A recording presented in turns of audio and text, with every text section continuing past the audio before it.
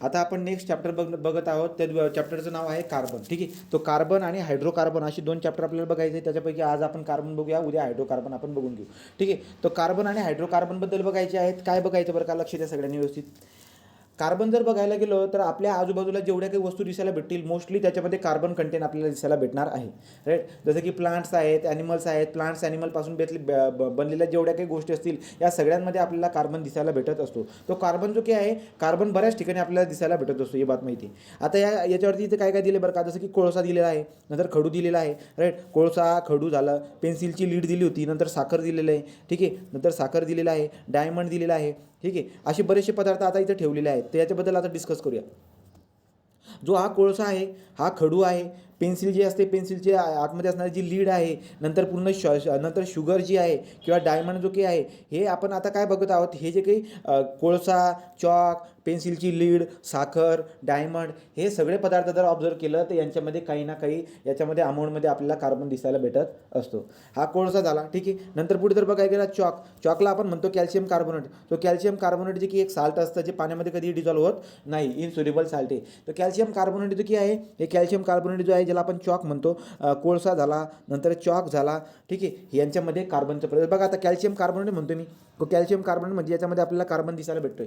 तर जो काही आपला चॉक आहे याच्यामध्ये पण कार्बन असतो, कोळशामध्ये पण कार्बन असतो. पेन्सिलची लीड जर बघायला गेला तर काय दिसायला भेटेल बरं का, तो पेन्सिलची लीड जर बघायला गेला तर पेन्सिलची लीडमध्ये ग्राफाईट असतो. आपल्याला माहिती आहे ग्राफाईट जो की असतो तो गुड कंडक्टर ऑफ इलेक्ट्रिसिटी असतो. ग्राफाईट जो काही आहे तो एक फॉर्म आहे कार्बनचा. तो ग्राफाईट जो काही एक फॉर्म आहे कार्बनचा, ज्याला आपण ॲलोट्रॉप पण म्हणू शकतो. ॲलोट्रॉप म्हणजे काय, अमरपासून म्हणजे काय, आपण बघूया पुढे जाऊ. तर बघू, तो graphite is the form of the carbon. बरोबर आहे, तो ग्राफाईट काय झाला, कार्बनचा एक फॉर्म आला. याचा अर्थ असा झाला की ग्राफाईटमध्ये पण कार्बन आहे. मग सध्या ज्या उदाहरणं दिलेली आहेत त्याच्यापैकी आपण काय बघितोय, ग्राफाईट बघितला, कार्बन बघितला, पेन्सिलची लीड बघितली, नंतर पुढचा डायमंड असतो. आता जो डायमंड दिसायला भेटतोय, हा डायमंड जो की आहे, डायमंडसुद्धा काय आहे, तो डायमंडसुद्धा कार्बनचा एक फॉर्म आहे. तर डायमंड जर का कार्बनचा फॉर्म असेल, जसं की ग्राफाईट हा कशाचा फॉर्म होता, कार्बनचा. तो ग्राफाईट कार्बनचा फॉर्म होता. सेम डायमंडसुद्धा कार्बनचा फॉर्म आहे. राईट का, त्यामुळे आपण म्हणू शकतो की डायमंड आणि ग्राफाईटमध्ये सुद्धा कार्बन आहे. बरोबर आहे. ठीक आहे, तो डायमंड आणि ग्राफाईटमध्ये कार्बन दिसायला भेटतं. आता साखरचं जर का मॉलिक्युलर फॉर्म्युला बघायला गेला तर काय सापडतो, C12H22O11. राईट का, 12-22-11 म्हणतो आपण त्याला.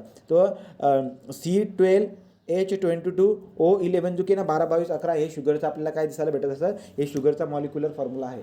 शुगरचा मॉलिक्युलर फॉर्म्युला आहे. बरोबर आहे. दुसरं जर बघायला गेला तर काय बरं का, अजून आपल्याला ग्लुकोजचं माहीत असतं, C6H12O6. राईट की नाही, तो हा सुद्धा आपल्याला ग्लुकोजचा, म्हणजे आता काय, याच्यामध्ये पण कार्बनचं प्रमाण. सो मिथेनमध्ये कार्बन आहे. बरेचसे आता पुढे जाऊन आपण हायड्रोकार्बन बघणार आहोत, त्यांच्यामध्ये आपल्याला कार्बन सापडणार आहे. ओके, तो शुगरचा फॉर्म्युला लक्षात ठेवा. म्हणजे आपल्या आजूबाजूला ज्या गोष्टी पडलेल्या होत्या किंवा ज्या गोष्टी इम्पॉर्टंट आहेत त्याच्याबद्दल आपण डिस्कस करून टाकल्या. तो शुगर बघितला, डायमंड बघितला, ग्राफाईट बघितला. राईट, नंतर तुम्ही बघितलं कोळसा बघितला. त्या सगळ्यांमध्ये जे काही आपल्याला कार्बनचं प्रमाण दिसायला भेटत आहे.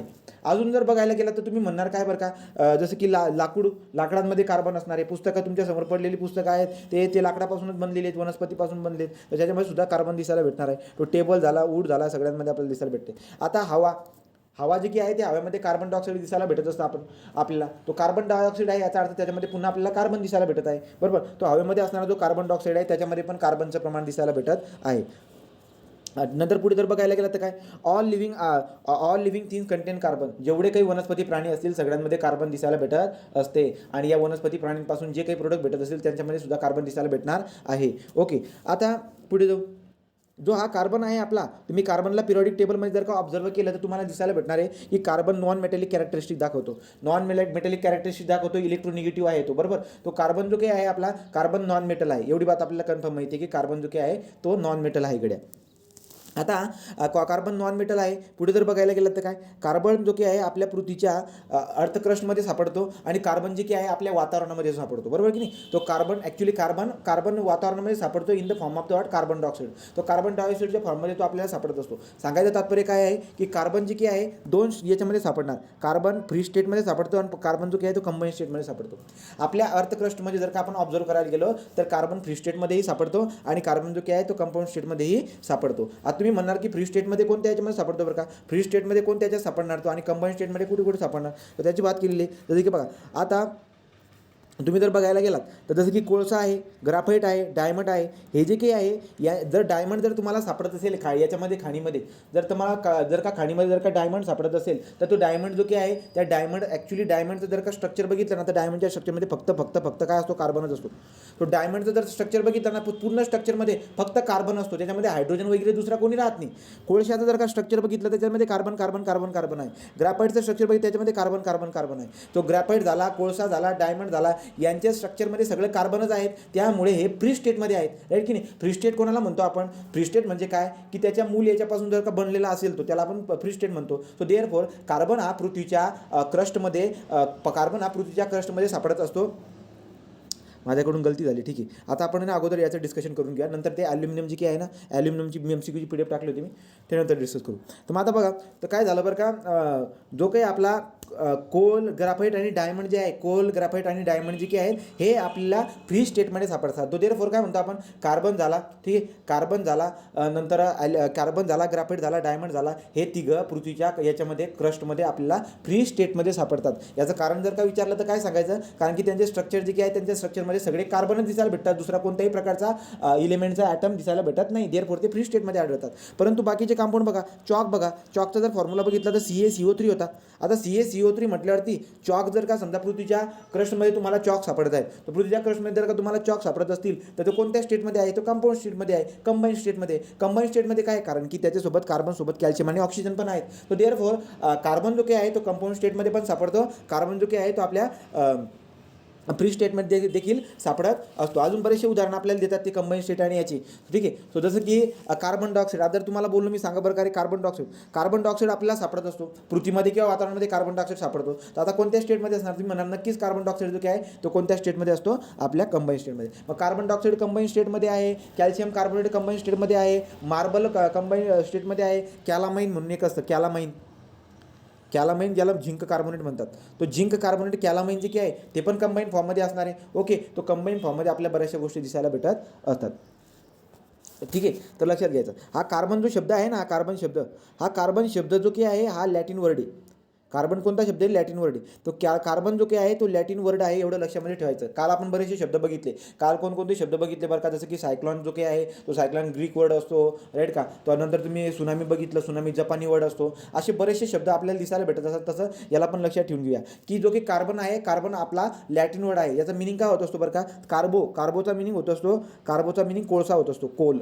तो carbo is nothing but the coal. So therefore carbon is the Latin word, त्याचा मिनिंग काय होतो, कार्बोचा मिनिंग कोल होत असतो. ओके, आणि आपण बोललो की कार्बन जो काही आहे तो नेचरमध्ये फ्री स्टेटमध्ये ॲज वेल ॲज कंपाऊंड स्टेटमध्ये सापडत असतो. कार्बन जो काही आहे तो फ्री स्टेटमध्ये कोणत्या याच्यामध्ये सापडणार, डायमंड झाला, ग्राफाईट झाला, डायमंड, ग्राफाईट अँड कोल या 3 स्टेटमध्ये तो सापडणार आहे. परंतु आपल्या कंबाईन स्टेटमध्ये कुठे सापडतो बरं का तो, तर तुम्हाला कार्बन डायऑक्साईडच्या फॉर्ममध्ये सापडणार, calcium carbonate, marble, calamine, fossil fuel असतील, कोल, आपलं पेट्रोलियम, नॅचरल गॅसेस, नंतर कार्बोनियस न्यूट्रिएंट, कार्बोहायड्रेट असतील, प्रोटीन असेल, फॅट असेल, राईट का. नंतर कॉटन, वूल, सिल्क, हे सगळ्यांमध्ये जे काही आहे ना कार्बन आपल्याला कंबाईन स्टेटमध्ये आढळताना दिसायला भेटत असतो. एखाद्या झाडमध्ये किंवा एखाद्या कापसामध्ये पण कार्बन आहे, परंतु बॉन्डेड आहे तो दुसऱ्या कोणत्या तरी एलिमेंटला. तो देअरफॉर काय म्हणतो बरं का मी, कॉटन, वूल, सिल्क, नंतर कार्बोनियस न्यूट्रिएंट, कार्बोहायड्रेट, प्रोटीन असतील, फॅट असतील, ओके, पेट्रोलियम आणि नॅचरल गॅस असेल, या सगळ्यांमध्ये कार्बन आहेत. पण तो कोणत्या फॉर्ममध्ये सापडतोय, तो कार्बन तो कंबाईनच्या फॉर्ममध्ये सापडत आहे.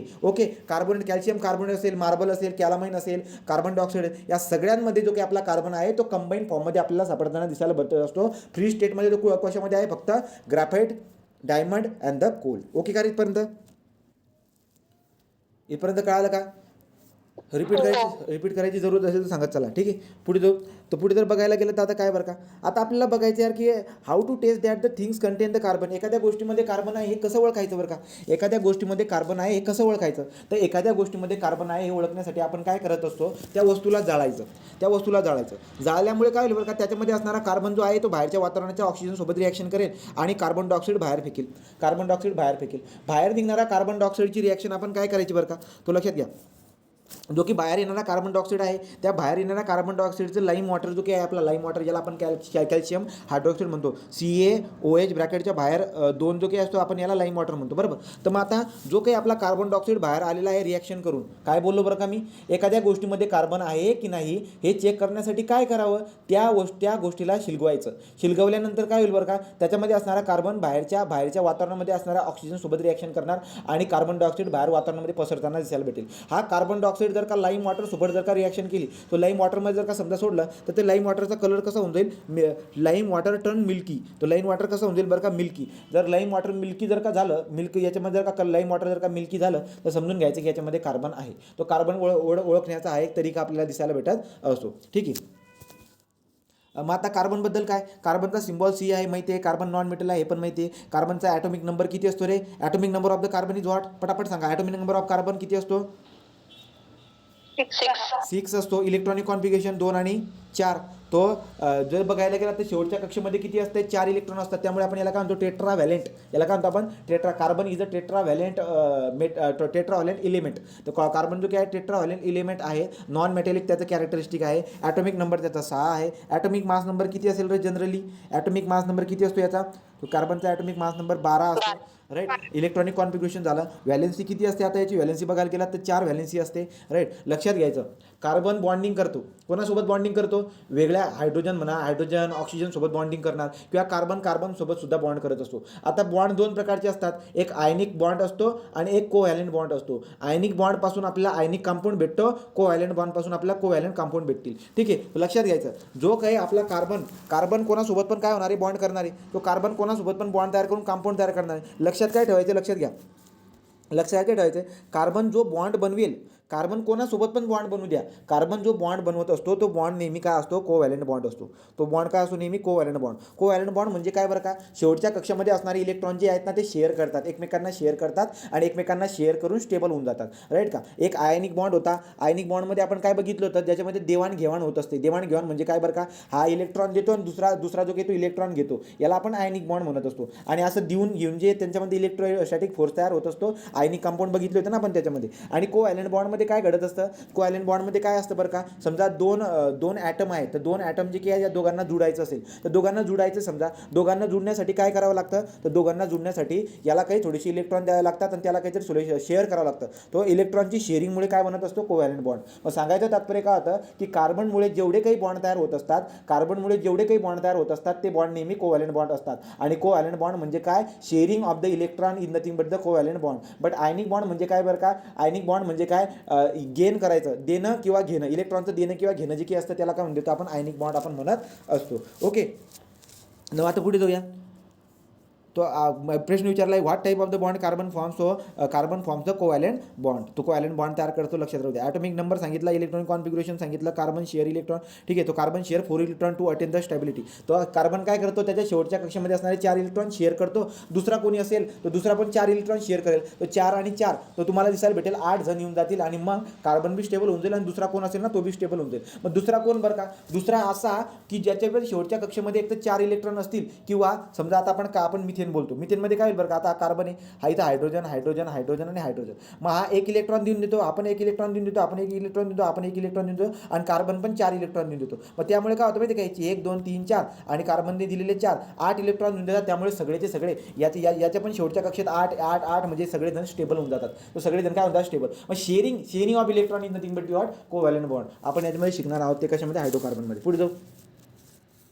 आता पुढे तो कोव्हॅलेंट बॉन्ड काय असते, अशा पण आपलं कोव्हॅलेंट बॉन्ड चांगल्या पण तुम्हाला अगोदर बी कधीतरी सांगितलं आहे, ठीक आहे. नंतर पुढे कार्बन कंबाईन विथ इटसेल्फ. लक्षात घ्या, कार्बन जो की आहे, कार्बनची ॲबिलिटी असते बॉन्ड तयार करायची. कार्बनची ॲबिलिटी आहे बॉन्ड तयार करायची. त्यामुळे कार्बनमुळे इतके कंपाऊंड तयार झालेले आहेत, मिलियन ऑफ कंपाऊंड. कार्बनमुळे खूप सारे हायड्रोकार्बनचे बघा तुम्ही केवढी सारी लिस्ट असते. तर कार्बन जो की आहे ते कार्बनची स्वतःची एक कॅपॅसिटी असते बॉन्ड तयार करायची. त्यामुळे मिलियन ऑफ कंपाऊंड त्याच्यापासून तयार होत असतात. तर कार्बनचे कंपाऊंड जे आहेत ना खूप सारे दिसायला भेटतील. का बरं का, कारण की कार्बनची एक ॲबिलिटी आहे बॉन्ड तयार करायची, ओके. तो आता आपण काय बोलतो बरं का, कार्बन जो आहे ना स्वतःच्या कार्बनला म्हणजे कार्बन कार्बन अशा पद्धतीने बघा, कार्बन कार्बन कार्बन कार्बन अशी कार्बनची जेव्हा बॉन्ड तयार होत असतो ना, अशी खूप सारी मोठी चेन तयार होताना आपल्याला दिसायला भेटत असते.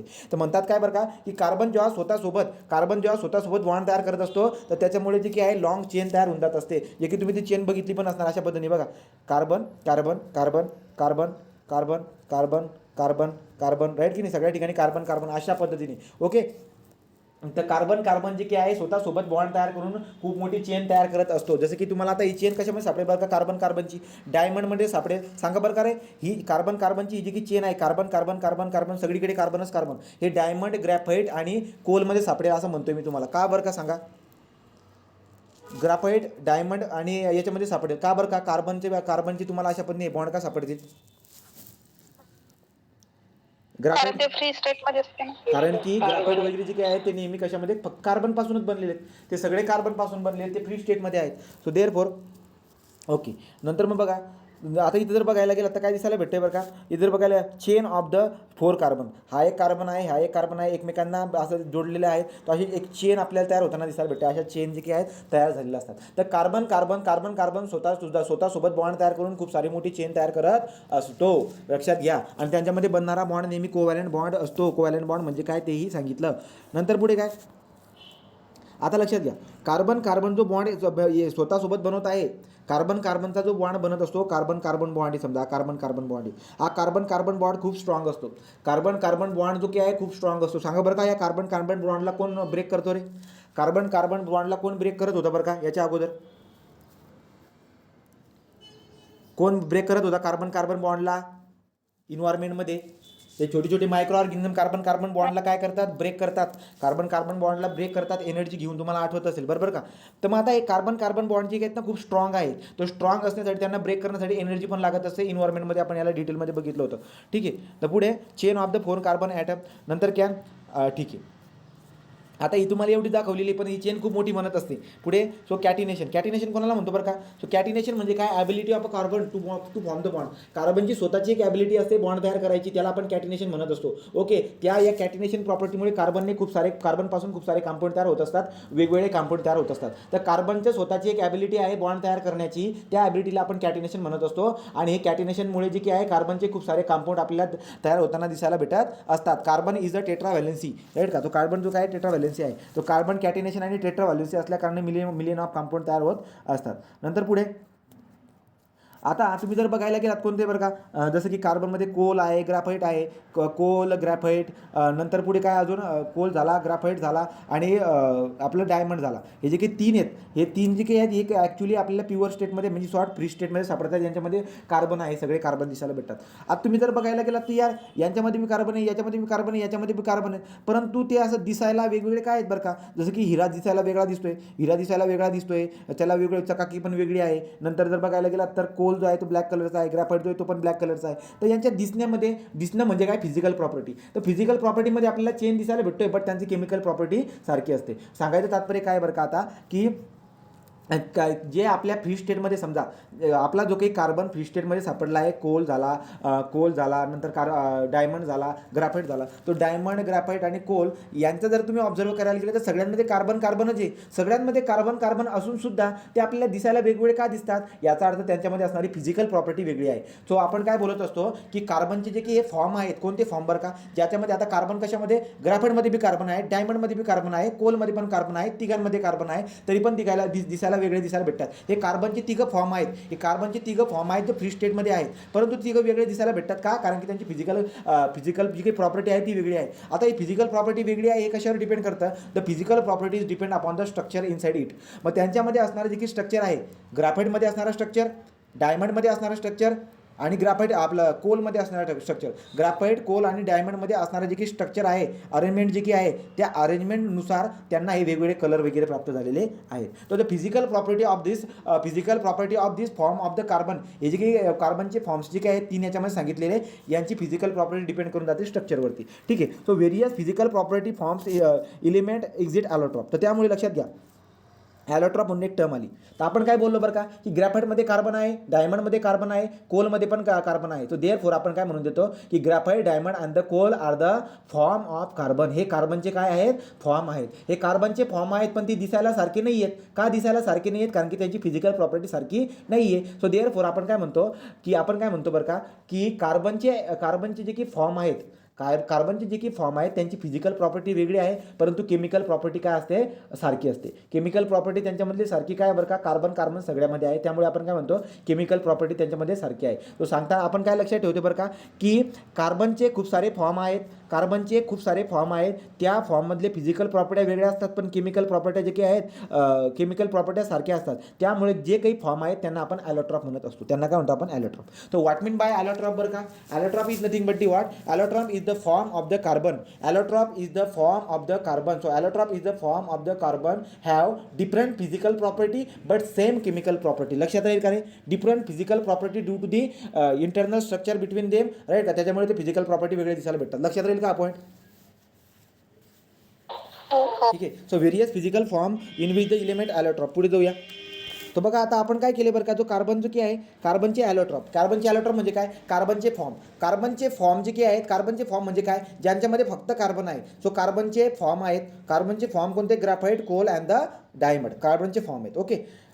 मग आता ॲलोट्रॉप ऑफ द कार्बन आपण काय बघतो आता, ॲलोट्रॉप ऑफ द कार्बन. तो ॲलोट्रॉप ऑफ द कार्बन जे दोन प्रकारे आपण काय करत असतो, दोन प्रकारे क्लासिफाईड करतोय. ठीक आहे. सो जे काही कार्बनचे ॲलोट्रॉप आहेत, त्या कार्बनचे ॲलोट्रॉपला आपण दोन प्रकारे क्लासिफाईड करतोय. एक आहे क्रिस्टलाइन फॉर्ममध्ये आणि एक असतो ॲमॉर्फस फॉर्ममध्ये. ठीक आहे. आणि तुम्हाला माहिती चांगल्या पद्धतीने सांगा बरं का, क्रिस्टलाइन म्हणजे काय बरं का, क्रिस्टलाइन कोणाला म्हणतो रे आपण, क्रिस्टलाइन कोणाला म्हणतो आपण, ज्याचं स्ट्रक्चर अरेंजमेंट जे काही आहे, ज्यांच्या स्ट्रक्चरची अरेंजमेंट एकदम डिफायनेट आहे, ज्यांच्या स्ट्रक्चरची अरेंजमेंट जी काही आहे, जी डिफायनेट जर करायचं असेल त्याला आपण म्हणतो क्रिस्टलाइन स्ट्रक्चर. आणि ॲमॉर्फसमध्ये तसं राहत नाही. जे अरेंजमेंट आहे, जे मध्ये असणारे जे की मॉलिक्यूल वगैरे ॲटम मॉलिक्यूल जे काही आहे त्यांची अरेंजमेंट व्यवस्थित राहत नाही ॲमॉर्फसमध्ये. ठीक आहे. So therefore allotrope of the carbon जो काही आहे त्याचे आपण दोन प्रकार पाडत आहे, एक क्रिस्टलाइन आणि दुसरं म्हणजे ॲमॉर्फस. तो एक म्हणजे काय क्रिस्टलाइन आणि दुसरं म्हणजे काय ॲमॉर्फस. ठीक आहे. मग आता जर बघायला गेलं तर काय बरं का, दिसायला का भेटते. So allotrope of the carbon, crystalline आणि ॲमॉर्फस दोन प्रकार पाडले. क्रिस्टलाइनमध्ये कोण कोण येतात बरं का, क्रिस्टलमध्ये डायमंड येत आहे, क्रिस्टलाइनमध्ये ग्रॅफाईट येत आहे आणि याच्यामध्ये येते बकमिन्स्टर फुलेरेन्स. ठीक का. सो बकमिन्स्टर फुलेरेन्स हा एकच शब्द आहे, केमिस्ट्रीमधला सगळ्यात मोठा शब्द म्हटलं तरी पण चालेल. सो बकमिन्स्टर फुलेरेन्स सगळ्या एकच शब्द आहे, तो जोडून येतो. तर मग डायमंड झाला, बकमिन्स्टर फुलेरेन्स झाला, ग्रॅफाईट झाला, हे काय आहे, ॲलोट्रॉप ऑफ द कार्बन आहे. हे ॲलोट्रॉप ऑफ कार्बन आहेत, पण कोणते क्रिस्टलाइन. सो देअरफॉर आपण बोलताना काय म्हणणार, ग्रॅफाईट, डायमंड, नंतर graphite, diamond and the buckminster fullerenes. Graphite, diamond आणि बकमिन्स्टर फुलेरेन्स जे काय आहे हे crystalline allotrope of the carbon आहेत. ओके. इथपर्यंत बघितलं. पुढे जर बघायला गेलात तर ॲमॉर्फस म्हणजे काय बरं का, ज्यांचे स्ट्रक्चरल अरेंजमेंट जे काय आहे, स्ट्रक्चरल अरेंजमेंट जर का नेमकी असेल, आतमध्ये स्ट्रक्चरल अरेंजमेंट जर का नेमकी नाही आहे, राईट का. या ठिकाणी स्ट्रक्चरल अरेंजमेंट एकदम डिफायनेट होती, इथे आपल्याला स्ट्रक्चरल अरेंजमेंट डिफाईन झालेली नाही, याचे व्यवस्थित नाही आहे. ठीक आहे. तो मॉलिक्यूलमध्ये जे काही अरेंजमेंट आहे ती अरेंजमेंट जर का वेगळी व्यवस्थित नसेल तर त्याला आपण ॲमॉर्फस स्ट्रक्चर म्हणत असतो, राईट. सो ॲमॉर्फसमध्ये काय येईल बरं का, सो कोल आला, कार्कोल आला, नंतर काय लॅम्प ब्लॅक झाला, सूट झाला. Therefore Coal, charcoal, lamp black, सूट, अजून आहे ते आपण बघू व्यवस्थित. ठीक आहे. कोल, कार्कोल, नंतर लॅम्प ब्लॅक आणि सूट जे काही आहेत हे amorphous. So this is what amorphous. यांचं स्ट्रक्चर जर बघायला गेलात ते ॲमॉर्फस स्ट्रक्चर आहे, म्हणजे डिफायनेट स्ट्रक्चर नाही आहे. सो देअरफॉर आपण काय बोलतो बरं का, coal, charcoal, lamp black and the soot are the allotrope of the carbon, but what amorphous allotrope of the carbon. मग तुम्हाला जर का परीक्षेमध्ये विचारलं which of the following are the amorphous allotrope of the carbon, तर लक्षात उत्तर ठेवायला पाहिजे coal, charcoal, lamp black, soot. आणि जर तुम्हाला असं विचारलं की क्रिस्टलाइन ॲलोट्रॉप सांगा, तर डायमंड, बकमिन्स्टर फुलेरेन्स आणि ग्राफाईट. नेक्स्ट हे तर कळालं तुम्हाला. 3 crystalline form of the carbon is what. तो 3 क्रिस्टलाइन फॉर्म डायमंड, ग्रॅफाईट, बकमिन्स्टर फुलेरेन्स. मग आता डायमंडची आपण बात करूयात, जरा डिस्कस करू डायमंडबद्दल काय डिस्कस करायचं बरं का.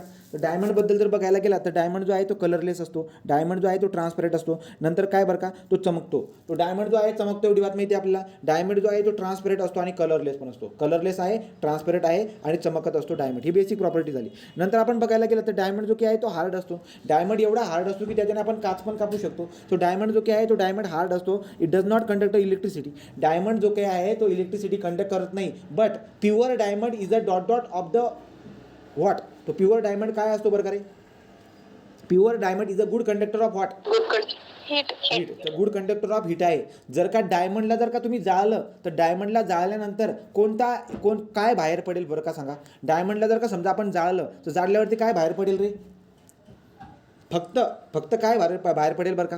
आपल्याला माहिती आहे की डायमंडमध्ये फक्त आणि फक्त काय कार्बन आहे आणि त्याला जाळतात म्हणजे ऑक्सिजन सोबत रिॲक्शन करणार आहे. म्हणजे जर का डायमंडला जर का तुम्ही जाळलं तर त्याच्यातून फक्त बाहेर काय पडेल, फक्त कार्बन डायऑक्साईडच बाहेर पडेल, दुसरं काही बाहेर पडणार नाही. दुसरं का काही बाहेर पडेल बरं का, कारण की त्याच्यामध्ये फक्त कार्बनच आहे. जर त्याच्यामध्ये फक्त जर का कार्बनच असेल तर त्याला शिरगवल्यानंतर कार्बन डायऑक्साईडच बाहेर पडेल. ओके, ही बात लक्षात ठेवायचं. ओके, तर मग काय झालं बरं का, diamond is the good conductor of the diamond is the bad conductor of electricity, right, but good conductor of the heat.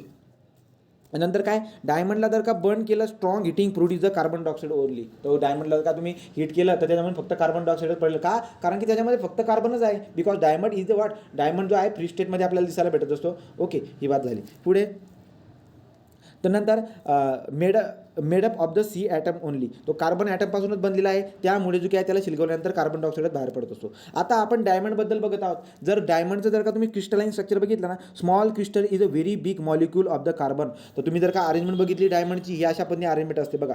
तो एक डिफायनेट अरेंजमेंट दिसायला भेटत असते. त्यामुळे आपण काय म्हणतो की diamond is the crystalline allotrope of the what, crystalline allotrope of the carbon. Crystalline allotrope of the carbon का बरं का, त्याची अरेंजमेंट बघा. इथं कार्बन आहे, इथं कार्बन, इथं कार्बन, इथं कार्बन आहे, राईट का. तो प्रत्येक कार्बन जो की आहे, प्रत्येक कार्बन 4 कार्बन सोबत शेअरिंग करतोय.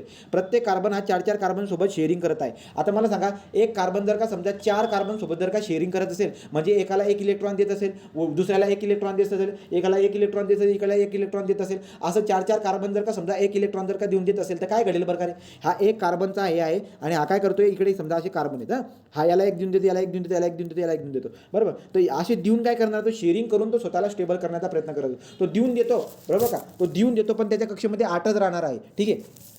सो कार्बन जो की आहे तुम्हाला विचारतं, आपलं कार्बनचा जो की फॉर्म आहे डायमंड, हा डायमंड हार्ड का असतो बरं का. हा डायमंड हार्ड का असतो तर त्याच्याबद्दल आपण बघूया. हार्ड का असतो आणि बॅड कंडक्टर ऑफ इलेक्ट्रिसिटी का असतो हे आपण बघणार आहोत. तर तुम्ही जर बघायला गेलात तर कार्बन स्ट्रक्चर हे कधी पण स्ट्रॉंग असतं, हे तर आपण अभ्यासलेलं आहे, चालूच बघितलं वरती, की डायमंडमध्ये जो बॉन्ड असतो तो कार्बन बॉन्ड असतो आणि कार्बन बॉन्ड हा नेहमी स्ट्रॉंग असतो. त्यामुळे डायमंड जो की आहे तो डायमंड स्ट्रॉंग असतो. ठीक आहे, हे कारण झालं एक. ठीक आहे. आणि जर बघायला गेलं तर त्याची अरेंजमेंट जर बघायला गेलं तर एकदम डिफायनेट अरेंजमेंट आहे. सो एकदम डिफायनेट अरेंजमेंट आहे कोणाची, डायमंडची. ठीक आहे, ती वाला दिसायला भेटते. पुढे आता मला एक बात सांगा तुम्ही, जर का समजा हे सगळे जे की कार्बन आहेत एकमेकांना शेअर करतात, एकमेकांना इलेक्ट्रॉन शेअर करून जे काही आहेत ते स्टेबल होऊन जातात. तर मग जो काही आपली शेवटची कक्षा होती व्हॅलेन्स इलेक्ट्रॉनमध्ये तुम्हाला जर मी विचारलं की सांगा बरं का, एक कार्बन ॲटम जो आहे तो कार्बन ॲटम काय करत आहे, इलेक्ट्रॉन शेवटच्या कक्षेमध्ये असणारे इलेक्ट्रॉन जे 4 इलेक्ट्रॉन ते देऊन देतोय. जर तो 4 इलेक्ट्रॉन जर का देऊन देत असेल तर मला सांगा फ्री इलेक्ट्रॉन किती राहतील बरं रे. फ्री इलेक्ट्रॉन किती राहतील रे. 0. जर फ्री इलेक्ट्रॉन झिरो राहिले तर त्याच्यामुळे काय होईल बरं का सांगा. जर फ्री इलेक्ट्रॉन जर का झिरो असले, एक पण इलेक्ट्रॉन नाही, फ्री इलेक्ट्रॉन जर झिरो राहिले नाही तर काय होणार नाही बरं का सांगा. रिएक्शन. जरी फ्री इलेक्ट्रॉन राहिले नाही तर त्याच्यामधून इलेक्ट्रिसिटी पास होणार नाही. कारण की आपल्याला माहिती इलेक्ट्रिसिटी कशामुळे होत असते, इलेक्ट्रिसिटी जी पास होत असते ही फक्त आणि फक्त इलेक्ट्रॉनमुळेच पास होत असते. याच्यामध्ये कोणत्याही प्रकारचा फ्री इलेक्ट्रॉन राहत नाही, कारण की शेवटच्या कक्षामध्ये इलेक्ट्रॉन जे काही आहे ते शेवटच्या कक्षामधले इलेक्ट्रॉन एकमेकांना इलेक्ट्रॉन शेअर करून कोव्हॅलेंट बॉन्ड तयार करून डायमंड बनलेला आहे. आणि फ्री इलेक्ट्रॉन नसल्या कारणानं डायमंडमध्ये इलेक्ट्रिसिटी पास होत नाही, डायमंडमधून इलेक्ट्रिसिटी पास होत नाही. लक्षात आलं का रे. आणि कार्बन बॉन्ड असल्या कारणानं हा काय असतो, स्ट्रॉंग असतो. एवढी बात तुमच्या लक्षामध्ये ठेवून घ्यायची.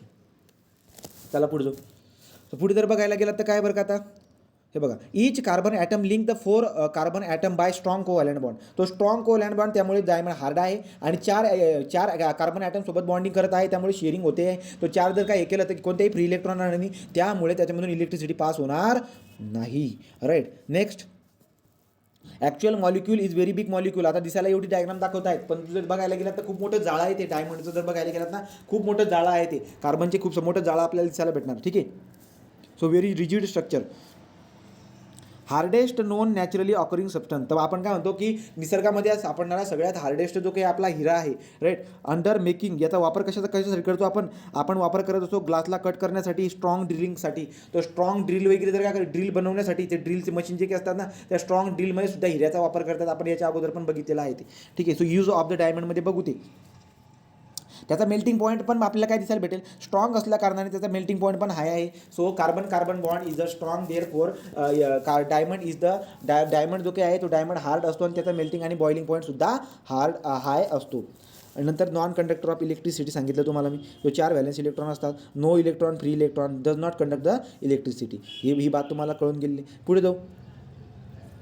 आता पुढे जर बघायला गेलं तर काय प्रकारे, पुढे जर बघायला गेलं compound obtain directly indirectly from the plant. आपल्याला माहिती आहे जो काही कंपाऊंड डायरेक्टली म्हणा किंवा इनडायरेक्टली म्हणा, आता हे कागद तुमच्या समोर पडले, समजा आपण म्हणणार की कागद इनडायरेक्टली आलेले आहेत, परंतु वनस्पतीपासून आलेले आहेत की नाही, तर आपण काय बोलतो वनस्पती किंवा प्राणींपासून डायरेक्टली किंवा इनडायरेक्टली आलेले जेवढे काही पदार्थ असतील त्यांच्यामध्ये कार्बन 100% असणार आहे. त्यांना आपण काय म्हणतो बरं का, त्यांना आपण ऑर्गॅनिक कंपाऊंड म्हणून देणार. त्यांना काय म्हणतो आपण ऑर्गॅनिक कंपाऊंड. ऑर्गॅनिक कंपाऊंड म्हणजे काय बरं का, वनस्पती आणि प्राणींपासून भेटणारे जेवढे काही कंपाऊंड असतील त्यांना आपण ऑर्गॅनिक कंपाऊंड म्हणत असतो. आणि ऑर्गॅनिक कंपाऊंडमध्ये नेहमी काय असते, ऑर्गॅनिक कंपाऊंडमध्ये नेहमी कार्बन आपल्याला दिसायला भेटत असतो. Carbon obtain from the mineral. आणि जे काही समजा तुम्हाला आता प्लांट आणि ॲनिमलपासून जर का तुम्हाला कंपाऊंड जो काही कंपाऊंड भेटत त्याला आपण ऑर्गॅनिक कंपाऊंड म्हणत असतो, बरोबर की. आता काय मेन्शन केलं बरं का, and compound obtain by the mineral. तर मिनरल जी काही आहेत खाणी, त्या खाणीपासून जे काही कंपाऊंड भेटत असतील त्यांना आपण इनऑर्गॅनिक कंपाऊंड म्हणतो, बरोबर. सो इनऑर्गॅनिक कंपाऊंड आणि ऑर्गॅनिक कंपाऊंड माहिती आहे आपल्याला. वनस्पती आणि प्राणींपासून भेटणारे जेवढे काही कंपाऊंड असतील त्याला आपण काय म्हणत असतो, ऑर्गॅनिक कंपाऊंड.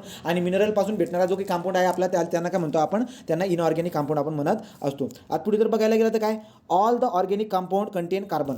जेवढे काही ऑर्गॅनिक कंपाऊंड असतील त्याच्यामध्ये कार्बन राहणार आहे. Carbon is the main constitute in the cellular DNA. बघा DNA आणि RNA जी असतात जे आपली इनहेरिट प्रॉपर्टी दाखवतात, तर DNA आणि RNA जे काही आहे ते DNA आणि RNA यांच्यामध्ये सुद्धा आपला कार्बन दिसायला भेटत असतो. तो कार्बन RNA आणि DNA मध्ये सुद्धा आपल्याला सापडताना दिसायला भेटत असतो. पुढे एक तुम्हाला एक जर्मन केमिस्ट सांगितलं होता. जर्मन केमिस्टबद्दल याच्या अगोदरही बोललो होतो बरं का मी. काय लक्षात घ्या, जर्मन केमिस्ट जो ना हॉलवर, या हॉलरने काय केलं बरं का, जर्मन केमिस्ट हॉलर जे ना याने काय सांगितलं की जो काही कार्बन फक्त ऑर्गॅनिक कंपाऊंडपासून भेटतो असं नाही आहे, तर कार्बन जो की ना इनऑर्गॅनिक ॲक्च्युली याने काय तयार केलं बरं का. तुम्ही जर बघायला गेलात वनस्पती आणि प्राणींपासून आपण काय तयार करतोय, ऑर्गॅनिक कंपाऊंड आपण बनवतोय, ठीक आहे, ऑर्गॅनिक. आता याने काय केलं होतं बरं का, सो हा जो जर्मन केमिस्ट हॉलर होता याने काय केलं, ऑर्गॅनिक कंपाऊंड सिंथेसाइज केला. So organic compound urea from the inorganic compound ammonium cyanate. आपण काय बोलतो की ऑर्गॅनिक कंपाऊंडपासून आपल्याला काय भेटणार आहे, लक्षात घ्या. So Wohler synthesis organic compound urea from the inorganic compound ammonium cyanate.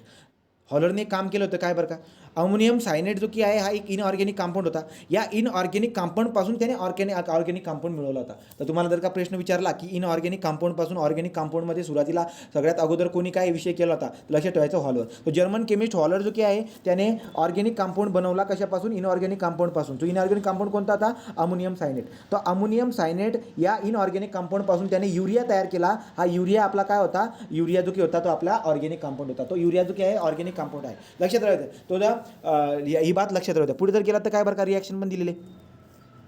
नंतर पुढे since then many organic compound have been made from the inorganic compound. त्याच्यानंतर काय झालं बरं का, की खूप सारे जे इनऑर्गॅनिक कंपाऊंड म्हणजे काय, मिनरलपासून भेटणारे जे कंपाऊंड असतात त्यांना इनऑर्गॅनिक कंपाऊंड म्हणतात. इनऑर्गॅनिक कंपाऊंडपासून ऑर्गॅनिक कंपाऊंड पण बनवता येतं. हे प्रूव्ह करून दाखवलं हॉलरने. त्याने युरिया बनवून टाकला होता अमोनियम सायनेटपासून. अमोनियम सायनेट नावाचा जो की आहे इनऑर्गॅनिक कंपाऊंड होता त्याच्यापासून त्याने युरिया बनवला, हा ऑर्गॅनिक कंपाऊंड होता. आणि त्याच्यानंतर जे की आहेत खूप सारे इनऑर्गॅनिक कंपाऊंडपासून ऑर्गॅनिक कंपाऊंड बनवायला लागलेत लोक. Okay, so therefore organic chemistry is also refer to as chemistry of the carbon compound. तो आता ऑर्गॅनिक केमिस्ट्री वगैरे पुढे ब्रांचेस असते त्याच्यामध्ये आपल्याला दिसायला भेटत असते. सो अमोनियम सायनेटपासून आपण अमोनिया बनवतो. तुम्हाला फॉर्म्युला विचारतील ते युरियाचा फॉर्म्युला सांगा. तर युरियाचा फॉर्म्युला काय असणार आहे, युरियाचा फॉर्म्युला असणार आहे NH2CO NH2. तुम्ही इकडे तिकडे NH2 बघा, NH2 मध्ये आहे CO. तो NH2CO NH2 जो की हा काय झाला बरं का, हा मॉलिक्युलर फॉर्म्युला झाला युरियाचा. तो मॉलिक्युलर फॉर्म्युला युरिया लक्षामध्ये राहू द्या तुम्ही, ठीक आहे. पुढे जाऊ बरं का. आता काय सांगितलं बरं का, आपल्याला माहिती आहे की कार्बन जो की आहे कार्बन फ्री स्टेटमध्ये सापडतो आणि कार्बन जो की आहे तो कंबाईन स्टेटमध्ये सापडतो. जर वातावरणामध्ये तुम्हाला जर विचारलं, मी सांगा रे वातावरणामध्ये आपला कार्बन कोणत्या स्टेटमध्ये सापडणार, तर तुम्ही म्हणणार कंबाईन स्टेटमध्ये सापडणार. कसं काय बरं का, तर कार्बन आपल्या कंबाईन स्टेटमध्ये सापडतो वातावरणामध्ये in the form of the carbon dioxide. जे काही हवा आहे आजूबाजूला त्या हव्यामध्ये आपल्याला कार्बन डायऑक्साईड कार्बन मोनॉक्साईड दिसायला भेटत असतो. तर आपण काय बोलतो बरं का, की कार्बन जो काही आहे आपल्या वातावरणामध्ये पण सापडतो, कार्बन जो काही आहे आपल्या अर्थक्रस्टमध्ये पण सापडतो, कार्बन जो काही आहे तो फ्री स्टेटमध्ये पण सापडतो, कार्बन जो काही आहे तो कंबाईन स्टेटमध्ये पण सापडतो. एवढी बात तर कन्फर्म आहे. आता जी माहिती दिली आहे त्याच्याला आपण वाचून बघूया. In the earth crust carbon present to extend approximately 0.27% in the form of the carbonate. बरोबर. तर कार्बन जो की आहे आपल्या याच्यामध्ये तुम्ही जर बघायला गेलात सगळ्यात अगोदर आपण नंबर लावले तर ऑक्सिजन, सिलिकॉन, ॲल्युमिनियम. बरोबर ना. ऑक्सिजन 1 नंबरवरती असतो, सिलिकॉन 2 नंबरवरती असतो, ॲल्युमिनियम 3 नंबरवरती असतो बाय वेट. म्हणजे पृथ्वीच्या अर्थच्या क्रस्टमध्ये आपल्याला सापडतात. अर्थच्या क्रस्टमध्ये सगळ्यात जास्त कोण सापडतो, ऑक्सिजन सापडतो, नंतर 2 नंबर सिलिकॉन सापडतो, 3 नंबर ॲल्युमिनियम सापडत असतो. तर सेम स्टोरी इथं काय दिलेली बरं का, की अर्थच्या क्रस्टमध्ये कार्बनसुद्धा सापडत असतो आणि त्याचं प्रमाण किती बाय वेट 0.27. तो 0.27% बाय वेट एवढा तो पृथ्वीच्या अर्थक्रस्टमध्ये सापडतो. बरोबर. ओके. सो देअरफॉर आपण काय मेन्शन केलं, in the earth crust carbon presently extend approximately 0.27% in the form of the carbonate. तो कार्बोनेटच्या फॉर्ममध्ये म्हणजे कंबाईनच्या स्वरूपात, कोलच्या फॉर्ममध्ये, पेट्रोलियमच्या फॉर्ममध्ये, पेट्रोलियम, कोल आणि कार्बोनेट यांच्या फॉर्ममध्ये कार्बन आपल्याला सापडत असतो 0.27% बाय द वेट. ओके. पुढे जर बघायला गेलं तर काय, in the atmosphere proportion of the carbon in the carbon dioxide is approximately 0.03%. लक्षात घ्या. तर जो कार्बन डायऑक्साईड आहे आपल्या वातावरणामध्ये असणारा जो काही कार्बन डायऑक्साईड आहे तो कार्बन डायऑक्साईडमध्ये कार्बन असतो. मग त्या कार्बन डायऑक्साईडमध्ये जर का प्रमाण बघितलं तर 0.03%. मग आपण सांगताना काय म्हणणार बरं का, की वातावरणामध्ये सुद्धा कार्बन सापडतो, वातावरणामध्ये सुद्धा कार्बन सापडतो. कार्बन कशा सापडतो, कार्बन डायऑक्साईडमध्ये सापडतो. मग कार्बन डायऑक्साईडमध्ये कार्बन किती प्रमाणामध्ये आहे, की आपण म्हणू शकतो की वातावरणामध्ये सापडणारे जेवढे काही इलेमेंट असतील, जसं की ऑक्सिजन सापडतो, नायट्रोजन सापडतो तुम्हाला किती 21%ने, राईट का. नायट्रोजन सापडतो काहीतरी 79 किंवा 78 या टक्क्याने. बरोबर की नाही. मग कार्बन किती टक्क्याने सापडतो, कार्बन सापडतो 0.03%. वातावरणामध्ये कार्बन 0.03% सापडतो, परंतु कशामध्ये सापडतो, तो पण कार्बन डायऑक्साईडमध्ये सापडतो. म्हणजे कार्बन डायऑक्साईडला जर मी फोडला तर कार्बन डायऑक्साईडला फोडल्यानंतर जो कार्बन असेल ना, ते कार्बनचं प्रमाण मी सांगतोय तुम्हाला. तर वातावरणामध्ये कार्बन जो आहे तो 0.03% एवढ्या प्रमाणात दिसायला भेटत असतं आणि अर्थच्या क्रस्टमध्ये 0.27% आपल्या अर्थच्या क्रस्टमध्ये सापडतं in the form of the what, carbonate, coal आणि पेट्रोलियमच्या फॉर्ममध्ये. लक्षात आलं का रे? हे ओके का. So some type of the plant which grow ocean floor convert the carbon in the marine water into the calcium carbonate. Okay. तर काही झाडं जे काही आहेत तर ते झाडं जे की समुद्र किनाऱ्याला उगणारे जेवढे काही झाडं असतात ते काय करतात बरं का, ते कार्बन तयार करत असतात, राईट का. ते पाण्यामध्ये कार्बन वगैरे तयार करतात, कॅल्शियम कार्बोनेट. काय म्हणले बरं का इथं, so ocean floor convert the carbon in the marine water into calcium carbonate. तो कॅल्शियम कार्बोनेट मराईन वॉटरमध्ये. सो जे झाडं वगैरे लागलेले आहे समुद्र किनाऱ्यावरती ते काय करत असतात, carbon in the marine water, तो carbon in the marine water into calcium carbonate. अशा पद्धतीने काहीतरी स्टोरी दिसायला भेटत असते. तर पॉईंट तुमच्या लक्षामध्ये ठेवून घ्या, हे माहितीसाठी एवढं बात लक्षामध्ये ठेवा. चला पुढे जाऊ. पुढे काय काय दिलं बरं का तुम्हाला. ॲलोट्रॉप म्हणजे काय मी सांगितलं. चला सांगा कोणतरी पुन्हा मला, ॲलोट्रॉप म्हणजे काय रे, कार्बनचे ॲलोट्रॉप म्हणजे काय, पटकन सांगा, पुढे जाऊ द्या. तेच आहे ते. Form of the carbon having chemical properties and different physical properties. जेव्हा मी कार्बनचा ॲलोट्रॉप म्हणतोय तेव्हा तुम्ही बोलताना काय म्हणणार, की carbon having the same chemical property but different physical property. Therefore आणि फिजिकल प्रॉपर्टी डिफरंट कशामुळे आता असतं, due to the arrangement of the structure inside it. Okay. मग ॲलोट्रॉपी ते सांगितलंय. ॲलोट्रॉपीबद्दल बघा आता. So some element occur in the nature more than one form. काही इलेमेंट जे आहेत ना एका फॉर्मपेक्षा जास्त फॉर्म, जसं की कार्बन एका फॉर्मपेक्षा जास्त फॉर्ममध्ये सापडतो, राईट का. The chemical property of this different forms are same. तो केमिकल प्रॉपर्टी काय असते, chemical property of the different form. हे जे काही वेगवेगळे फॉर्म्स आहेत ना त्यांची केमिकल प्रॉपर्टी काय असते, same, but the physical property are different. पण फिजिकल प्रॉपर्टी काय असते, डिफरंट असते. This property of the element call as a allotropy. Like carbon, आता कार्बनचे पण फॉर्म असतात, सल्फरचे पण फॉर्म असतात, फॉस्फरसचे पण फॉर्म असतात. तर खूप सारे इलिमेंट जे काय आहेत त्यांचे वेगवेगळे फॉर्म आपल्याला दिसायला भेटत असतात. ओके. पुढे जाऊ. आता काय काय दिलं हे पुस्तकातली माहिती आहे, आपण बघून घेऊया. आता क्रिस्टलाइन फॉर्म. तो क्रिस्टलाइन फॉर्म म्हणजे काय बरं का, crystalline form as a regular and dependent arrangement of the atom they have. आता क्रिस्टलाइन फॉर्ममध्ये लक्षात घ्या, तुम्हाला आठवत असेल काय बरं का, आयनिक कंपाऊंड जे काही आहे, आयनिक कंपाऊंड यांचं स्ट्रक्चर एक डिपेंडेंट स्ट्रक्चर असतं, राईट.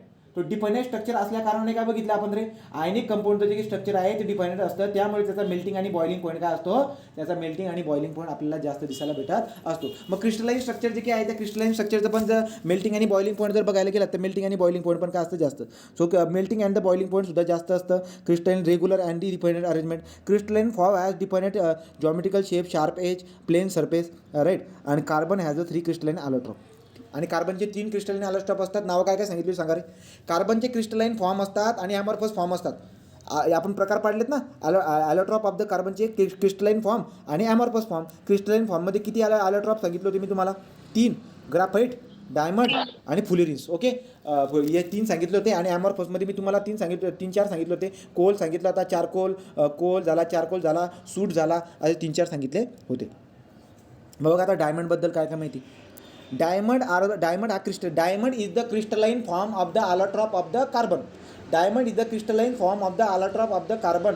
डायमंड आपल्या भारतामध्ये खूप ठिकाणी सापडत असतो. कुठे सापडतो बरं का? तर डायमंड जो की आहे तो तेलंगणामध्ये असणारा जे की गोलकोंडा म्हणून एक ठिकाण असेल, तो तेलंगणामधलं गोलकोंडा ठिकाणी डायमंड सापडत असतो. किंवा प्याना, मध्य प्रदेशमधलं जे की प्याना ठिकाण आहे, तर मध्य प्रदेशमधलं प्याना या ठिकाणी जे की आहे आपल्याला काय सापडत असतं? डायमंड सापडत असतं. पुढे diamond are the found south आफ्रिकामध्ये डायमंड सापडतं, ब्राझीलमध्ये, बेल्जियममध्ये, रशियामध्ये, अमेरिकामध्ये, बऱ्याचशा ठिकाणी डायमंड आपल्या सापडत असतो. पुढे जर बघायला गेलं तर काय स्ट्रक्चरबद्दल पण बघितले मी. डायमंडबद्दल तुम्हाला सगळं सांगितले, हे कुठे सापडतात ती बात आपण केली. नंतर पुढे अजून बघा, इथे एक स्टोरी दिली काय बरं का. Once upon the time India famous Kohinoor diamond. आपल्या भारतामधला फेमस कोहिनूर जो की आहे तो आता सध्या आपल्याकडे नाही येतो. Once upon the time India was the famous Kohinoor diamond. The diamond was found in the 13th century mine आता गुंटूर, आंध्र प्रदेशच्या गुंटूर ठिकाणी सापडलेला जो की कोहिनूर 13व्या शतकामध्ये सापडलेला जो की आपला कोहिनूर हिरा आहे, त्याचं वेट किती होतं बघा. Its weight is 186 carat. तर 186 कॅरेटचा कोहिनूर हिरा आंध्र प्रदेशमधील गुंटूर या ठिकाणी सापडलेला आहे. ही बात तुम्ही लक्षात ठेवायचं. आपल्या भारतामध्ये कोहिनूर हिरा सापडला आहे. इंग्लंडवाल्यांनी, इंग्लंडची राणी वगैरे काय ना ती, तर तिकडे ती कहाणी दिसायला भेटत असते. ठीक आहे, आता इथपर्यंत आलो आपण. पुढे जर बघायला की अजून काही प्रॉपर्टी आहे, स्ट्रक्चर बघा. In the diamond every carbon form bonded to the 4 neighbouring carbon covalent bond. Due to this three dimensional structure तयार होताना दिसायला भेटेल. Diamond become very hard. नंतर प्रॉपर्टी काय दिले? Brilliant pure diamond is a hardest natural substance. बरोबर आहे. त्याची डेन्सिटी बघा, तुम्हाला डेन्सिटी विचारतील परीक्षेमध्ये. Density of the diamond is what 3.5 gram per centimetre cube. Okay, तर त्याचा हिऱ्याचं हे लक्षात घ्या. डेन्सिटी ऑफ डायमंड जे की असतं ते 3.5 ग्रॅम पर सेंटीमीटर क्यूब असतं. Melting point of the diamond जर बघायला गेलं तर हाय मेल्टिंग पॉईंट आणि हार्ड पण असतो म्हणतो ना आपण. तर मेल्टिंग पॉईंट किती आहे? 3500 डिग्री सेल्सिअस जे काही त्याचं मेल्टिंग पॉईंट आहे. मला सांगा बरं का रे, मी तुम्हाला विचारतो, मला सांगा टंगस्टनचा मेल्टिंग पॉईंट किती असतो रे? 3422 का? 3422 समथिंग काहीतरी. तर 3422 डिग्री सेल्सिअस जे काही आहे ते टंगस्टनचा आपल्याला मेल्टिंग पॉईंट दिसायला भेटत असतो. आता इथे जर का ऑब्झर्व जर केलं तर काय दिसायला भेटते? इथं दिसायला भेटते की the melting point of the diamond is 3500 degree Celsius. तर 3500 डिग्री सेल्सिअस एवढा आपल्याला मेल्टिंग पॉईंट दिसायला भेटतो डायमंडचा. पुढे जर बघायला गेलं तर काय बरं का, when diamond heated to the 800 degree Celsius presence of carbon dioxide is given away. In this process no by product is the carbon. बरोबर आहे. मग तेच ते सांगतायत की 800 डिग्री जर का तुम्ही समजा कार्बन डायऑक्साईडला जर का हीट केला 800 डिग्री सेल्सिअसपर्यंत, त्याच्यामधून फक्त कार्बन डायऑक्साईडच बाहेर पडणार. का? कारण की त्याच्यामध्ये फक्त कार्बनच होतं. ही बात तर तुम्हाला सांगितली. Diamond does not dissolve in the solvent. Diamond कोणत्याही प्रकारच्या सॉल्व्हंटमध्ये, ना केरोसिनमध्ये, ना वॉटरमध्ये, ना कुठल्या दुसऱ्या कोणत्या सॉल्व्हंटमध्ये. डायमंड जो की आहे, डायमंडला जर का तुम्ही सोल्यूट मानला तर डायमंड कोणत्याही सॉल्व्हंटमध्ये मिसळत नाही. पुढे acid base have no effect on the diamond. ना ॲसिडचा फरक पडत, ना बेसचा फरक पडत. तर डायमंडवरती कशाचाही फरक पडत नाही. ना त्याला रस्टिंग होईल, म्हणजे ना त्याला काहीतरी करोजन होईल किंवा काय होईल, कारण की कोणत्याही प्रकारची रिॲक्शनच होत नाही. पुढे diamond is a bad conductor of electricity. कारण तुम्हाला सांगितलं because it does not have any free electron. तर फ्री इलेक्ट्रॉन नसल्या कारणानं जे की डायमंड आहे आपला काय असतो? बॅड कंडक्टर ऑफ इलेक्ट्रिसिटी आणि it is the good conductor of heat. Right. तर पुढे जर बघायला गेलं तर काय आता वापर बघा. Use diamond are use in the glass cutting and rock drilling machine. तर रॉक ड्रिलिंग मशीनमध्ये यूज करतात डायमंडला. ग्लासला कापण्यासाठी जे की आहे ना, ग्लासला काचांना कापण्यासाठी सुद्धा डायमंडचा वापर करतात. Diamond are use as a ornamental. बरोबर. तर ऑर्नामेंटला दागिने म्हणून जे काही आहे डायमंडचा वापर करतात, माहिती आहे आपल्याला. Diamond knives are use in the eye surgery. बघा, न्यूज म्हणजे चाकू ना रे, चाकू ना, नाईव्ज म्हणजे चाकू. तर डायमंडचे जेवढे काही चाकू असतील ते वापरतात कुठे? आई सर्जरीसाठी. तर डोळ्यांच्या सर्जरीसाठी डायमंडपासून बनवलेला जो की चाकू आहे त्याचा वापर करत असतात. पुढे diamond dust is use for polishing other diamond. ठीक आहे. तो डायमंड पॉलिश करण्यासाठी जे की आहे डायमंड डस्टचा वापर करतात. मग डायमंडला पॉलिश करण्यासाठी डायमंड डस्टचा वापर करत असतात. पुढे diamond is use to make the window giving protection from the radiation in space in the artificial satellite. Okay. त्या आर्टिफिशियल सॅटेलाईट वगैरे जे की लावलेले आहेत, त्या आर्टिफिशियल सॅटेलाईटची विंडो जी की आहे ती डायमंडची विंडो बनवलेली असते. डायमंडची विंडो का बनवली असते? कारण की हा जो की डायमंड आहे हा रेडिएशनपासून बचाव करत असतो. ठीक आहे, तो रेडिएशनपासून बचाव करण्यासाठी डायमंड सॅटेलाईटची जी खिडक्या असतात त्या डायमंडपासून बनवलेल्या असू शकतात. राईट का? ही बात झाली. पुढे जर बघायला गेलं तर काय, डायमंडला पॉलिश करण्यासाठी आपण डायमंड डस्टचा वापर करत असतो. आईच्या सर्जरी करण्यासाठी डायमंड न्यूजचा वापर करतात. नंतर पुढे काय बघायला, diamond are the use in the ornamental, आणि पुढे diamond are use in the glass cutting and rock drilling मशीनमध्ये आपण त्याला वापर करत असतो. नेक्स्ट, नंतर आता डायमंडबद्दल सगळं झालं. आता आपण जाऊया ग्राफाईटबद्दल. डायमंडबद्दल कोणाला काही प्रॉब्लेम आहे का रे?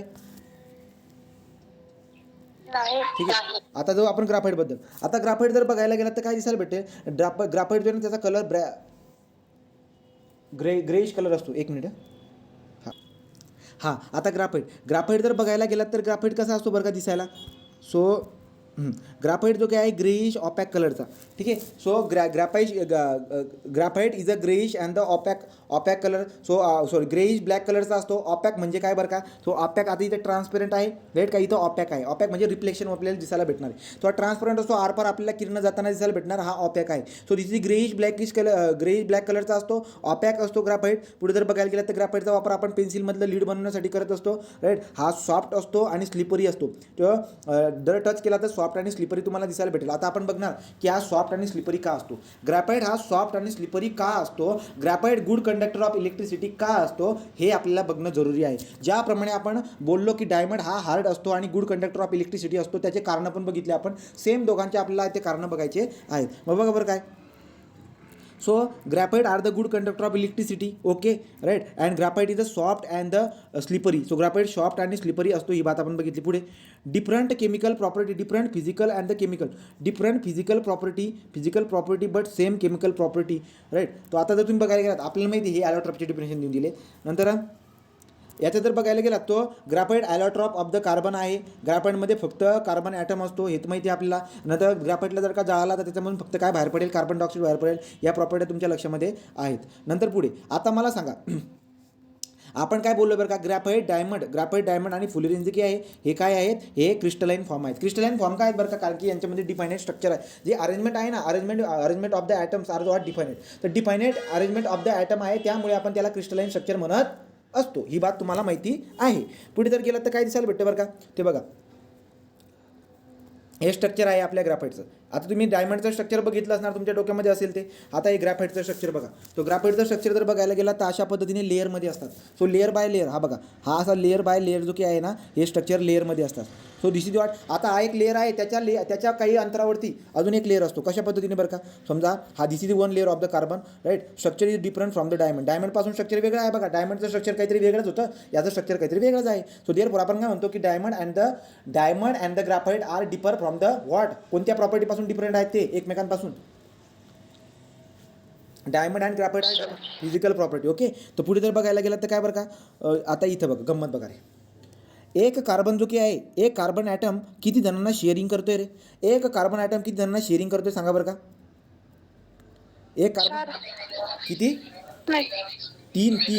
सो एक कार्बन जे की आहे तीनला, तो तीन बघा असा एक लेअर असतो, त्यांच्यावरती एक लेअर असतो, त्यांच्यावरती एक लेअर असतो, असा लेअर जे की आहेत ना, म्हणजे एक कार्बन ॲटम या ठिकाणी तीन कार्बन सोबत जुळतोय. मग एक कार्बन जर का 3 कार्बन सोबत जुळत असेल, म्हणजे 3 इलेक्ट्रॉन जर का देत असेल, तर कार्बनकडे किती इलेक्ट्रॉन उरतील रे? एक उरणार. म्हणजे याच्याकडे इथे एक फ्री इलेक्ट्रॉन राहणार आहे, इथे एक फ्री इलेक्ट्रॉन राहणार आहे. मग प्रत्येक कार्बन जर का असे फ्री इलेक्ट्रॉन जर असतील तर ग्राफाईट एक गुड कंडक्टर ऑफ इलेक्ट्रिसिटी असणार आहे. त्यामुळे ग्राफाईटच्या रॉडला आपण यूज करत असतो. कुठे सांगा पटपट. सो ग्राफाईट रॉड कुठे यूज करतो आपण ग्राफाईटच्या रॉडला? तो इलेक्ट्रोलिसिस माहिती ना, इलेक्ट्रोलिसिस करताना आपण ग्राफाईटचे रॉड घातले होते. इलेक्ट्रोलिसिस करत असताना आपण काय वापर केलेला आहे, तो इलेक्ट्रोलिसिस करताना आपण ग्राफाईटचा वापर केलेला आहे. का? कारण की ग्राफाईटची प्रॉपर्टी आहे गुड कंडक्टर ऑफ इलेक्ट्रिसिटी. आणि गुड कंडक्टर ऑफ इलेक्ट्रिसिटी का असते? कारण की each carbon is a sharing 3 electrons. तो 3 इलेक्ट्रॉन जर का शेअर करत आहे तर त्यांच्यामध्ये एक इलेक्ट्रॉन फ्री इलेक्ट्रॉन म्हणून राहून जाणार, आणि तो फ्री इलेक्ट्रॉनमुळे इलेक्ट्रिसिटी कंडक्ट होताना दिसायला भेटणार, राईट. याचं स्ट्रक्चर जर बघायला गेलं तर बघा स्ट्रक्चर कसं आहे, हेक्झागॉनल रिंग, तो हेक्झागॉनल रिंग अशी बनत असते. सो ग्राफाईट जर बघायला गेला तर अशी ग्राफाईटचा जो लेअर असतो, लेअर बाय लेअरमध्ये अशी अरेंजमेंट असते, राईट. आणि हेक्झागॉनल रिंग बनत असते. हे बघा, हा खालचा लेअर, हा वरचा लेअर, राईट का. खालचा आणि वरचा लेअर हे दोघं जे काही आहेत यांच्यामध्ये काही ना काही फोर्स असेल, बरोबर की नाही. तो खालचा लेअर आणि वरचा लेअर या दोघांमध्ये जो फोर्स असतो त्याला व्हँडरवाल फोर्स म्हणतात. कोणता फोर्स म्हणतात, क्वेश्चन असेल तुम्हाला लक्षात ठेवा, व्हँडरवाल फोर्स. ठीक आहे. तर कुठे बरं का ते, सो यांच्यामध्ये असणारं जे की अरेंजमेंट आहे, डायमंड झालं नाही, जे डायमंड, हां. तर इथपर्यंत आपण आलेलो आहोत. हेक्झागोनल रिंग म्हणते, लक्षात घ्या. तर कार्बन जो काही कार्बनपासून जो काही एक लेअर बनून जातोय ग्राफाईटचा, असे खूप लेअरवरती लेअर असतात. पण एक लेअर आणि दुसरा लेअर यांच्यामध्ये असणारा जो फोर्स असतो, त्या फोर्सला आपण कोणता फोर्स म्हणतो रे, त्याला आपण म्हणतो व्हँडरवाल फोर्स.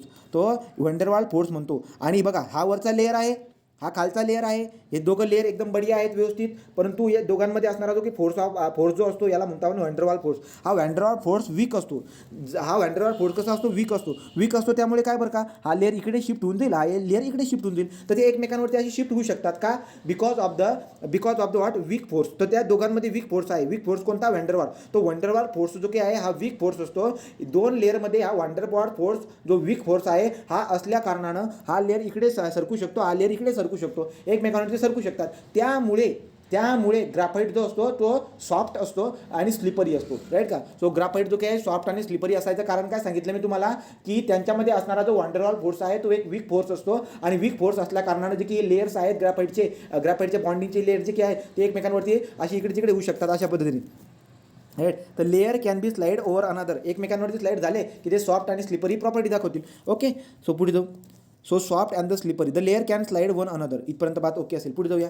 यूज ॲज अ ड्राय लुब्रिकेंट. आता ग्राफाईटचा वापर आपण कशासाठी करत असतो बरं का, वंगण असतं का, राईट का. ते गावाकडे बैलगाड्या जे की असतात त्या चाकांमध्ये वंगण वगैरे लावतात, त्या वंगणामध्ये आपण याचा वापर करत असतो का, because of their slippery property. तो slippery property, soft and slippery प्रॉपर्टीमुळे ॲज अ लुब्रिकंट म्हणून आपण त्याला यूज करत असतो. Dry lubricant for the machine part operating high टेम्परेचरवरती असणारे जेवढे काही मशीन पार्ट आहेत त्यांना लुब्रिकेशन करण्यासाठी आपण ॲज अ ड्राय लुब्रिकेटर म्हणून ग्राफाईटचा वापर करत असतो. ग्राफाईटचा वापर होते. So soft, slippery and non volatile. Property काय सांगितली ग्राफाईटची, सॉफ्ट असते, स्लिपरी असते आणि नॉन व्होलाटाईल असते. ओके. पुढे जाऊया. So graphite is a good conductor of electricity, कारण पण तुम्हाला कळून गेलं. कारण काय सांगितलं, 3 electron use in the bond, 1 electron is what, free electron. So therefore good conductor of electricity. Use बघा, so use as a electrode म्हणून त्याला आपण वापर करत असतो. तर ग्राफाईटचे इलेक्ट्रोड असतात, सेलमध्ये इलेक्ट्रोड होते, इलेक्ट्रोलिसिटीचे जे रॉड होते, बरोबर की नाही, तर ते इलेक्ट्रोड म्हणून आपण त्याचा वापर करत असतो. पुढे जर बघायला गेलं तर काय बरं का, आता ग्राफाईटबद्दल डिटेलमध्ये पुस्तकातली माहिती. Graphite is found in the natural state, बरोबर आहे. तो नॅचरल स्टेटमध्ये ग्राफाईट सापडतो कुठे, रशियामध्ये, न्यूझीलंडमध्ये, अमेरिकामध्ये, इंडियामध्ये ग्राफाईट सापडताना दिसायला भेटतो नॅचरल स्टेटमध्ये. The lead use in the पेन्सिलमध्ये जी लीड यूज करत असतो आपण, mixing graphite with the clay, ठीक आहे. तो कशापासून बनते बरं का, ग्राफाईट आणि